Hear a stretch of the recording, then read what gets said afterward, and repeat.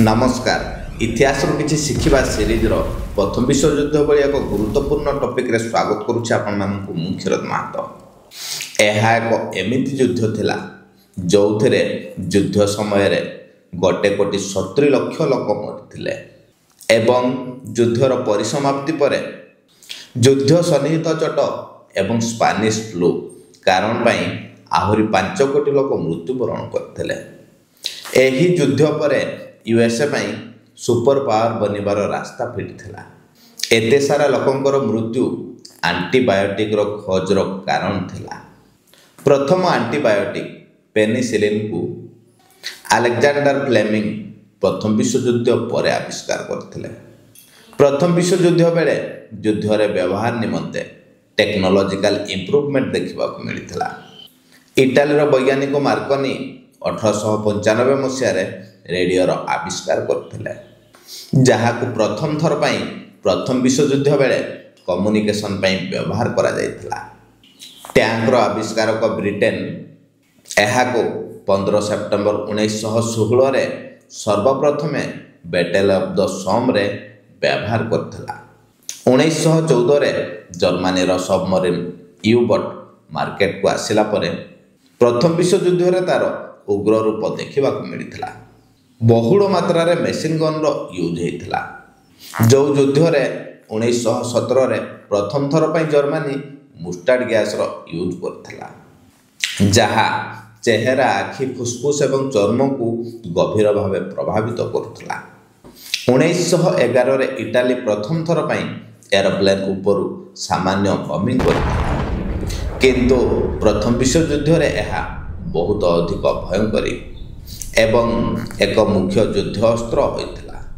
द्वितीय विश्वयुद्ध होगा पूर्व द ग्रेट वार, ग्लोबल वार एमती किसी अलग अलग तार नाम थिला। एहाकु वर्ल्ड वार 1 प्रथम विश्वयुद्ध बोली केही कहूनथिले। एही युद्ध प्रथम विश्वयुद्धटी एलाइड पावर्स एवं सेंट्रल पावर्स को मध्य रे हेइथिला। प्रथम विश्वयुद्ध हेबार मुख्य कारण गुडिक थिला मेन मिलिटारिज्म, अलायंस सिस्टम, इंपेरियलिज्म एवं नेशनलिज्म। मेसिन गन एवं टैंक्स आविष्कार पर तार बहुल मात्रा रे प्रोडक्शन, लार्ज एवं न्यू नाभाल शिप प्रोडक्शन क्षेत्र रे जर्मनी एवं ब्रिटेन अग्रणी थिले। इंडस्ट्रियल रिवोल्यूशन कारण पाई बृहत परिमाणर कारखाना एवं नूतन जंत्रपाति तैयारी रे उन्नति देखा मिलता। अनेक सारा नूतन आविष्कार, शहरीकरण एवं इकोनॉमिक उन्नति भली बहुत किछि कारण थिला, जोथि पई यूरोपियन कंट्री गुडिक भितर धारणा बढ़िथिला मो देशर आर्मी समस्त ठारू अधिक स्ट्रांग। प्रथम विश्वयुद्ध हेबार ये एक बहुत बड़ कारण थिला। एलायंस मध्य एही युद्ध पछर बहुत बड़ गोटे कारण थिला। सेतेबेले मित्रता थिबा देशगुड़िक सहित निज निज भितर एलायंस करुथिले, काहेकि ना अन्य देशर आक्रमण बेले हेल्प पाई। सही एलायंस तांको अति शक्तिशाली मने करउथला। जेमिति कि जर्मनी, इटाली एवं ऑस्ट्रिया हंगेरी मिसिकी 1882 रे ट्रिपल एलायंस गठन करथिले। एहा एक राजनैतिक एवं सामरिक संधि थिला। जदि यांक भितर कौन गोटे देश उपरे आक्रमण होउछि ताहले अन्य दुईटी देश ताकू सहाय्य करिवे। ट्रिपल एलायंस को देखि ब्रिटेन, फ्रांस एवं रूसिया 1907 रे ट्रिपल एंटेंट गठन करथिले। एहा ट्रिपल एलायंस रो विरोध रे गठित होइथिला। एमानक भली यूरोप रो अन्य देश गुडिक भिन्न भिन्न संधि माध्यम रे जोड़ी होइथिले। इंपेरियलिज्म मध्य प्रथम विश्वयुद्ध हेबार एक प्रमुख कारण थिला। सबु पश्चिमी यूरोप देश गुड़िक चाहूले कि आमे आफ्रिका रे अलग अलग कॉलोनी बनऊ, जेते संभव जेते अधिक एरिया को आमे कब्जा करनबा। यूरोपीय शक्ति गुड़िक आफ्रिकार भूखंड को निज भितर बांटी नबा को स्क्रैम्बल फॉर आफ्रिका बोली कहा जाउथला। नेशनलिज्म जहाँ एक देशभक्तिर भावना थिला। सेतेबेले लोकमानक भितर एक धारणा बनी जाइथिला, लड़े लड़िकी ही महान बनी हेब। कौ भी देशर महानता ସେ କେତେ ଲଢ଼େଇ ଜିତିଛି, କେତେ ଏରିଆ ପ୍ରାପ୍ତ କରିଛି ତାହା ଦେଖି ନିର୍ଣ୍ଣୟ ହେଉଥିଲା। ଲୋକମାନଙ୍କ ଭିତରେ ଧାରଣା ଥିଲା ଲଢ଼େଇ ବହୁତ ଜରୁରୀ ଅଟେ, ବିନା ଯୁଦ୍ଧରେ କେହି ମହାନ ବନିପାରିବ ନାହିଁ। ତାଙ୍କୁ ଖାଲି ବାହାନା ଦରକାର ଥିଲା ଲଢ଼େଇ ପାଇଁ। ଏମିତି ଏକ ସମୟରେ ଅଷ୍ଟ୍ରିଆ ହଙ୍ଗେରୀର ରାଜକୁମାର ଆର୍କଡ୍ୟୁକ୍ ଫ୍ରେଞ୍ଚ ଫର୍ଡିନାଣ୍ଡ ତାଙ୍କ ସ୍ତ୍ରୀଙ୍କ ସହିତ ଅଷ୍ଟ୍ରିଆ ହଙ୍ଗେରୀର ଏମ୍ପାୟାର ଭିତରେ ଥିବା ବୋସ୍ନିଆରେ ଥିବା ସାରାଜେଭୋ ନାମକ ଏକ ସହରକୁ ଟୁର୍ରେ ଯାଇଥିଲେ, ଯେଉଁଠି ତାଙ୍କୁ 1914 ମସିହା 28 ଜୁନ୍ ଦିନ ଗାବ୍ରିଏଲ ପ୍ରିନ୍ସେପ୍ ନାମକ ଜଣେ ବ୍ୟକ୍ତି ଗୁଳି ମାରି ହତ୍ୟା କରିଥିଲା। ଜଣେ ରାଜକୁମାରଙ୍କର ହତ୍ୟା ହେଇଛି, ତା ଅର୍ଥ ବଡ଼ ରେସ୍ପନ୍ସର ଉପେକ୍ଷା। ସେମିତି କିଛି ହିଁ ହେଇଥିଲା, ବଡ଼ ରେସ୍ପନ୍ସ ଦେଖିବାକୁ ମିଳିଥିଲା। ଅଷ୍ଟ୍ରିଆ ହଙ୍ଗେରୀ ସର୍ବିଆକୁ ଧମକି ଦେଇଥିଲା। ବଡ଼ ଆଶ୍ଚର୍ଯ୍ୟର କଥା, ଘଟଣାଟି ଘଟିଥିଲା ବୋସ୍ନିଆର ସାରାଜେଭୋ ସହରରେ। ତାହା ପୁଣି ଅଷ୍ଟ୍ରିଆ ହଙ୍ଗେରୀ ଏମ୍ପାୟାରର ଅଣ୍ଡରରେ ଥିଲା। ହେଲେ ସର୍ବିଆକୁ କାହିଁକି ଧମକି ଦିଆଗଲା? କାହାଣୀଟି କିଛି ଏମିତି ଥିଲା, କିଛି ବର୍ଷ ଆଗରୁ ଅଷ୍ଟ୍ରିଆ ହଙ୍ଗେରୀ ବୋସ୍ନିଆକୁ ନିଜ ଏମ୍ପାୟାର ଭିତରେ ମିଶାଇଥିଲା। ହେଲେ ବୋସ୍ନିଆ ଅଷ୍ଟ୍ରିଆ ହଙ୍ଗେରୀ ପାଖରୁ ଇଣ୍ଡିପେଣ୍ଡେନ୍ସ ଚାହୁଁଥିଲା। ଅଷ୍ଟ୍ରିଆ ହଙ୍ଗେରୀର ଇଣ୍ଟେଲିଜେଣ୍ଟ ରିପୋର୍ଟ ଅନୁସାରେ ସର୍ବିଆ ବୋସ୍ନିଆକୁ ହେଲ୍ପ କରୁଥିଲା ଇଣ୍ଡିପେଣ୍ଡେନ୍ସ ପାଇଁ, ଯେଉଁଥିପାଇଁ ଘଟଣାଟି ବୋସ୍ନିଆରେ ଘଟିଥିଲେ ମଧ୍ୟ ଅଷ୍ଟ୍ରିଆ ହଙ୍ଗେରୀ ସର୍ବିଆକୁ ଦାୟୀ କରିଥିଲା ଆଉ ଧମକି ମଧ୍ୟ ଦେଇଥିଲା। ଅଷ୍ଟ୍ରିଆ ହଙ୍ଗେରୀ ସର୍ବିଆକୁ କହିଥିଲା, ତୁ ଚୁପଚାପ ସରେଣ୍ଡର କରି ମୋ ଏମ୍ପାୟାର ସହିତ ମିଶିଯା, ନହେଲେ ପରିଣାମ ଭୋଗିବା ପାଇଁ ରେଡ଼ି ହେଇଯା। ହେଲେ ବନ୍ଧୁଗଣ, ଯେତେବେଳେ ଲଢ଼େଇ କଥା ଆସିଥାଏ ସେତେବେଳେ ସମସ୍ତେ ବୀର, କେହି କାହାରଠୁ କମ୍ ନୁହନ୍ତି। ବିନା ଲଢ଼େଇରେ କେମିତି ଜଣେ ଚୁପଚାପ ସରେଣ୍ଡର କରିନେବ? ଏମିତି ଏକ ପରିସ୍ଥିତି ବେଳେ ସର୍ବିଆ ରୁଷିଆକୁ ହେଲ୍ପ ମାଗିଥିଲା। ରୁଷିଆ ଏବଂ ସର୍ବିଆରେ ଗୋଟେ ବର୍ଗର ଲୋକ, ସ୍ଲାଭିକ ଲୋକମାନେ ବସବାସ କରିଥାନ୍ତି। ଗୋଟେ ହିଁ ଏଥନିସିଟି କାରଣ ପାଇଁ ଆପନା ଆପନ ଭାଇ ବନ୍ଧୁ ଦୃଷ୍ଟିକୋଣରୁ ରୁଷିଆ ସର୍ବିଆ ପଛରେ ବ୍ୟାକ୍ ସପୋର୍ଟ ପାଇଁ ଛିଡ଼ା ହେଇଥିଲା। ସର୍ବିଆ ପଛରେ ରୁଷିଆ ଛିଡ଼ା ହେଇଥିବାର ଦେଖି ଅଷ୍ଟ୍ରିଆ ହଙ୍ଗେରୀ ଜର୍ମାନୀକୁ ମନେ ପକାଇଦେଲା 1882ରେ ତାଙ୍କ ଭିତରେ ହେଇଥିବା ଟ୍ରିପଲ ଏଲାଏନ୍ସ କଥା। ମେନ୍ କାରଣ ପାଇଁ ଯୁଦ୍ଧ ଅଭିଳାଷୀ ଥିବା ଜର୍ମାନୀକୁ ଏକ ବାହାନା ମିଳିଯାଇଥିଲା। ଏକ ଛୋଟିଆ ଦେଶ ସହିତ ଲଢ଼େଇ କରି ମୁଁ ଯେଉଁ ଆଧୁନିକ ହତିଆର ଯୁଦ୍ଧାସ୍ତ୍ର ଗୁଡ଼ିକର ଉତ୍ପାଦନ କରିଛି, ତାର ଗୋଟେ ଟାଇପ୍ର ପ୍ରାକ୍ଟିକାଲ ଗ୍ରାଉଣ୍ଡରେ ଟେଷ୍ଟ ବି ହେଇଯିବ, ଆଉ ପଡ଼ୋଶୀମାନଙ୍କର ମୋ ଉପରେ ଗୋଟେ ଟାଇପ୍ର ଭୟ ବି ଜାଗୃତ ହେବ।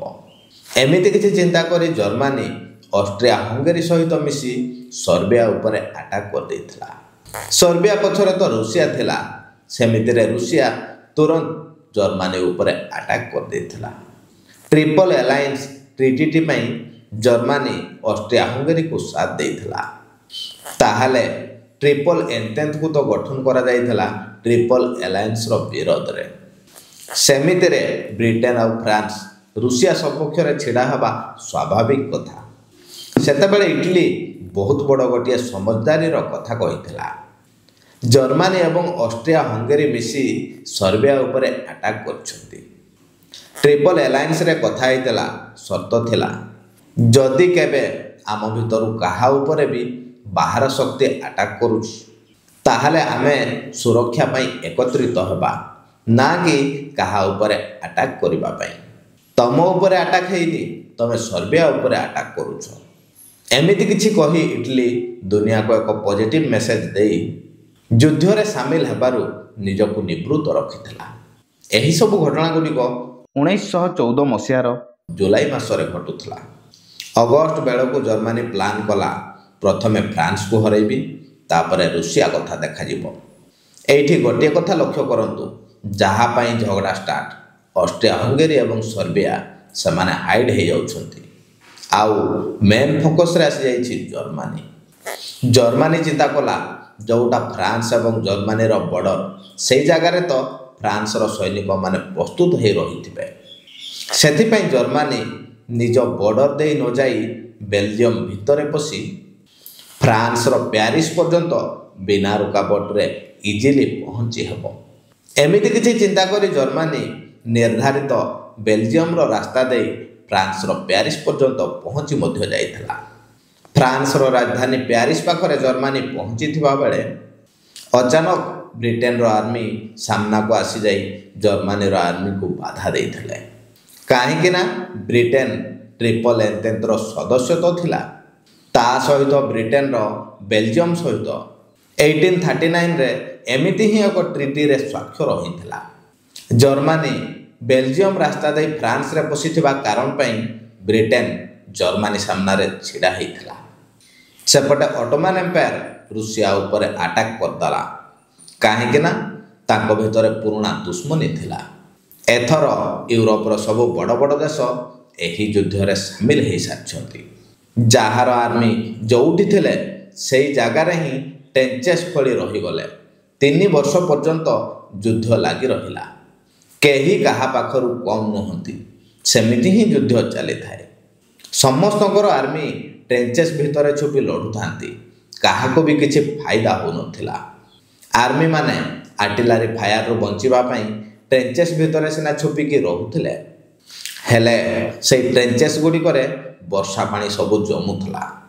ସେଇ ଟ୍ରେଞ୍ଚେସ୍ ଭିତରେ ବର୍ଷ ବର୍ଷ ଧରି ଆର୍ମିମାନେ ରହିବା, ଖାଇବା, ପିଇବା, ଝାଡ଼ା ପରିସ୍ରା ଆଦି କାରଣ ପାଇଁ କଣ୍ଡିସନ୍ ବହୁତ ଖରାପ ରହୁଥିଲା। ମଶା ମାଛି ଆଦିର ପ୍ରାଦୁର୍ଭାବ କାରଣ ପାଇଁ ସୋଲଜର୍ସମାନଙ୍କର ହେଲ୍ଥ ଇସ୍ୟୁ ଦେଖାଦେଉଥିଲା। ଆଉ ତାଙ୍କ ପାଦରେ ଫଙ୍ଗଲ ଇନଫେକ୍ସନ୍ କାରଣ ପାଇଁ ବି ବହୁତ ସୋଲଜର ମରୁଥିଲେ। ଟ୍ରେଞ୍ଚେସ୍ରୁ କେହି ଯଦି ବାହାରକୁ ବାହାରି ଆସୁଥିଲା ତ ସିଏ ମେସିନ୍ ଗନ୍ ଫାୟାର କାରଣ ପାଇଁ ମରୁଥିଲା। 1916ରେ ବେଟେଲ୍ ଅଫ୍ ସୋମ୍ ଏକ ଏମିତି ଲଢ଼େଇ ଥିଲା ଯେଉଁଥିରେ ଗୋଟେ ଦିନରେ 80,000 ଏଲାଇଡ୍ ସୈନିକ ମରିଥିଲେ। ତା ଭିତରେ ଅଧିକ ବ୍ରିଟେନର ସୈନିକ ଥିଲେ, ତା ଭିତରେ ମ୍ୟାକ୍ସିମମ୍ ଇଣ୍ଡିଆନ୍ ଥିଲେ। ବେଟେଲ୍ ଅଫ୍ ସୋମ୍ରେ ଟୋଟାଲ 3 ଲକ୍ଷରୁ ବି ଅଧିକ ସୈନିକ ମରିଥିଲେ। ଗୋଟେ ଦିନରେ 80,000 ସୈନିକର ମୃତ୍ୟୁ ଆଜି ପର୍ଯ୍ୟନ୍ତ କୌଣସି ବି ଯୁଦ୍ଧରେ ଦେଖିବାକୁ ମିଳିନାହିଁ। ଏହିଭଳି ଭାବରେ ପୁରା ୟୁରୋପର ସବୁ ଦେଶଗୁଡ଼ିକ ଏହି ଯୁଦ୍ଧରେ ସାମିଲ ହୋଇଯାଇଥିଲେ। ବର୍ଷ ବର୍ଷ ଧରି ଯୁଦ୍ଧ ଚାଲିଥାଏ, ରେଜଲ୍ଟ କିଛି ଜଣାପଡ଼ୁନଥାଏ। ଗୋଟେ କଥା ଉପରେ ଆପଣମାନେ ଥରେ ନଜର ପକାନ୍ତୁ, ଅଷ୍ଟ୍ରିଆ ହଙ୍ଗେରୀ ଏବଂ ସର୍ବିଆ କାରଣ ପାଇଁ ଯୁଦ୍ଧ ଷ୍ଟାର୍ଟ ହୋଇଥିଲା। ଜର୍ମାନୀ ଥାର୍ଡ଼ ପର୍ସନ୍ ଥିଲା, ହେଲେ ପର ମୁହୂର୍ତ୍ତରେ ପୁରା ଯୁଦ୍ଧକୁ ସିଏ ନିଜ ମୁଣ୍ଡରେ ମୁଣ୍ଡେଇ ନେଇ ପୁରା ପାଗଳ ଭଳି ବିହେଭ୍ କରୁଥିବାର ଦେଖିବାକୁ ମିଳିଥିଲା। ସେପଟେ ରୁଷିଆ ସହିତ ଲଢ଼େଇ, ଏପଟେ ଫ୍ରାନ୍ସ ସହିତ, ସେପଟେ ବେଲଜିୟମ ସହିତ। ତାହେଲେ ସମୁଦ୍ର ଭିତରେ ଜର୍ମାନୀର କ'ଣ ରୁଲ୍ ରହିଥିଲା ତା ଉପରେ ବି ନଜର ପକାଇବା ଚାଲନ୍ତୁ। ସେତେବେଳେ ଜର୍ମାନୀ ପାଖରେ ୟୁ-ବୋଟ୍ ନାମକ ଦୁନିଆର 1 ନମ୍ବର ଅପଗ୍ରେଡେଡ୍ ସବମରିନ୍ ଥିଲା, ଯେଉଁଥିପାଇଁ ଜର୍ମାନୀର ଇଗୋ ପୁରା ଚରମ ସୀମାରେ ଥିଲା। ସମୁଦ୍ର ଭିତରେ ଷ୍ଟାର୍ଟିଂରେ ଜର୍ମାନୀର ୟୁ-ବୋଟ୍ କେବଳ ଏଲାଇଡ୍ ପାୱାର୍ସଙ୍କର ନେଭି ସିପ୍କୁ ହିଁ ଟାର୍ଗେଟ୍ କରୁଥିଲା। ପରେ ପାସେଞ୍ଜର ସିପ୍ସକୁ ବି ହାମଲା କରିବା ଷ୍ଟାର୍ଟ କରିଦେଲା। 7 ମେ 1915ରେ ଲୁସିଟେନିଆ ନାମକ ଏକ ବୃହତ୍ ଯାତ୍ରୀ ଜାହାଜକୁ ଆଟାକ୍ କରି ପାଣିରେ ବୁଡ଼େଇ ଦେଇଥିଲା ଜର୍ମାନୀର ୟୁ-ବୋଟ୍, ଯେଉଁ ଘଟଣାରେ 1198 ଜଣ ଯାତ୍ରୀ ମୃତ୍ୟୁବରଣ କରିଥିଲେ। ଆଉ ତା ଭିତରୁ 128 ଜଣ ଆମେରିକୀୟ ନାଗରିକ ଥିଲେ। 128 ଜଣ ଆମେରିକୀୟ ନାଗରିକଙ୍କର ମୃତ୍ୟୁ କାରଣ ପାଇଁ ଆମେରିକା ଜର୍ମାନୀ ଉପରେ ଆତ୍ମକ୍ରୋଧିତ ହୋଇଥିଲା। ଆଉ ଏହି ଯୁଦ୍ଧରେ ତୁରନ୍ତ ସାମିଲ ନ ହୋଇ ଅପେକ୍ଷା କଲା ଉଚିତ ସମୟକୁ। ଆଉ 1917 ବେଳେ ଯୁଦ୍ଧ ଆରମ୍ଭର 3 ବର୍ଷ ହୋଇଗଲାଣି, ଉଭୟ ପକ୍ଷର ଆର୍ମି ଯୁଦ୍ଧ ଲଢ଼ି ଲଢ଼ି ଧରାଶାୟୀ ହୋଇଯାଇଥାନ୍ତି। ଯୁଦ୍ଧର ପରିଣାମ କିଛି ଜଣାପଡ଼ୁନଥାଏ। ଟ୍ରେଞ୍ଚେସ୍ ଭିତରେ ଆର୍ମିମାନେ ଛୁପି ରହି ଲଢ଼ୁଥାନ୍ତି। ଏଭଳି ପରିସ୍ଥିତି ବେଳେ ଆମେରିକା ନିଜକୁ ଏହି ଯୁଦ୍ଧରେ ସାମିଲ କରିଥିଲା। ଆମେରିକା ତା'ର ଫ୍ରେଶ୍ ସୈନିକମାନଙ୍କୁ ଥକି ପଡ଼ିଥିବା ଜର୍ମାନୀର ଆର୍ମି ସାମ୍ନାରେ ଛିଡ଼ା କରିଦେଇଥିଲା। ୟୁଏସ୍ଏର ଏଣ୍ଟ୍ରି ପରେ ଏଥର ଜର୍ମାନୀ ଯୁଦ୍ଧରେ ହାରିଯିବ ଏକଥାଟି ସୁନିଶ୍ଚିତ ହୋଇଯାଇଥିଲା। ଧୀରେ ଧୀରେ ଜର୍ମାନୀ ପଛଘୁଞ୍ଚା ଦେଉଥାଏ। ସେତେବେଳେ ଆମେରିକାର ରାଷ୍ଟ୍ରପତି ଉଡ୍ରୋ ୱିଲସନ୍ସ 8 ଜାନୁଆରୀ 1918ରେ 14ଟି ପଏଣ୍ଟସକୁ ହାଇଲାଇଟ୍ କରି ଏକ ଲେଟରକୁ ଜାରି କରିଥିଲେ, ଯେଉଁଥିରେ ଏକ ଉଦ୍ଘୋଷଣା ଲେଖା ଥିଲା, ଯାହା ପ୍ରଥମ ବିଶ୍ୱଯୁଦ୍ଧର ଶେଷ ପରେ ସ୍ଥାୟୀ ଶାନ୍ତି ଏବଂ ଅନ୍ତର୍ରାଷ୍ଟ୍ରୀୟ ସମ୍ପର୍କରେ ଉନ୍ନତି ପାଇଁ ଏକ ପ୍ରସ୍ତାବ ଥିଲା। ଏହି 14 ପଏଣ୍ଟ ପ୍ରଥମ ବିଶ୍ୱଯୁଦ୍ଧର ସମାପ୍ତି ପରେ ଗଭୀର ପ୍ରଭାବ ପକାଇଥିଲା। 1918ର ପ୍ରାରମ୍ଭରେ ଲଗାତାର ୟୁଏସ୍ଏ ତାର ଫ୍ରେଶ୍ ସୈନିକ ପଠାଉଥିଲା। 3 ବର୍ଷ ଆଗରୁ ଲଢ଼େଇ ଲଢ଼ି ଥକି ପଡ଼ିଥିବା ଜର୍ମାନୀର ସୈନିକମାନେ ଶେଷରେ ଏଲାଇଡ୍ ପାୱାର୍ସର ସୈନିକଙ୍କ ସାମ୍ନାରେ ହାତ ଟେକି ଦେଇଥିଲେ। 11 ନଭେମ୍ବର 1918ରେ ଜର୍ମାନୀକୁ ଯୁଦ୍ଧ ବିରାମ ସମଝୋତାରେ ହସ୍ତାକ୍ଷର କରିବାକୁ ପଡ଼ିଥିଲା। ହେଲେ ତାହା ଫାଇନାଲ ଶାନ୍ତି ସମଝୋତା ନଥିଲା।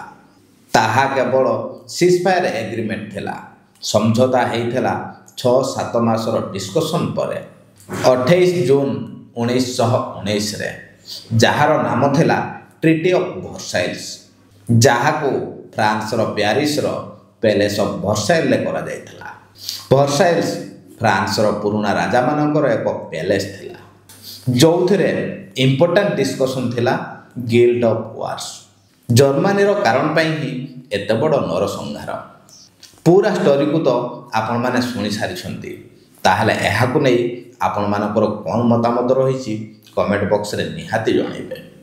ୟୁରୋପର ସେଣ୍ଟ୍ରାଲ ଇଷ୍ଟରେ ଏବଂ ଆଫ୍ରିକାରେ ଜର୍ମାନୀର କବ୍ଜାରେ ଥିବା ଏରିଆ ଗୁଡ଼ିକୁ ଫ୍ରାନ୍ସ ଏବଂ ଇଂଲଣ୍ଡ ନିଜ ଭିତରେ ବାଣ୍ଟି ନେଲେ।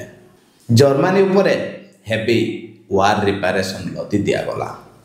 ଏତେ ଫାଇନ୍ କରାଯାଇଥିଲା ଯେ ୱାର୍ଲଡ ୱାର୍ 1ର ଫାଇନାଲ EMIକୁ 2010ରେ ଯାଇ ଜର୍ମାନୀ ସୁଝିସାରିଛି। ଜର୍ମାନୀର ଯେଉଁଠି ଯେତେ ବି କଲୋନୀ ଥିଲା ତାକୁ ଫ୍ରାନ୍ସ ଆଉ ବ୍ରିଟେନ ନିଜ ଭିତରେ ବାଣ୍ଟି ନେଲେ। ୟୁଏସ୍ଏ କିଛି ବି ନେଇନଥିଲା, କାରଣ ତା ପାଇଁ ବେପାର ଇମ୍ପୋର୍ଟାଣ୍ଟ ଥିଲା।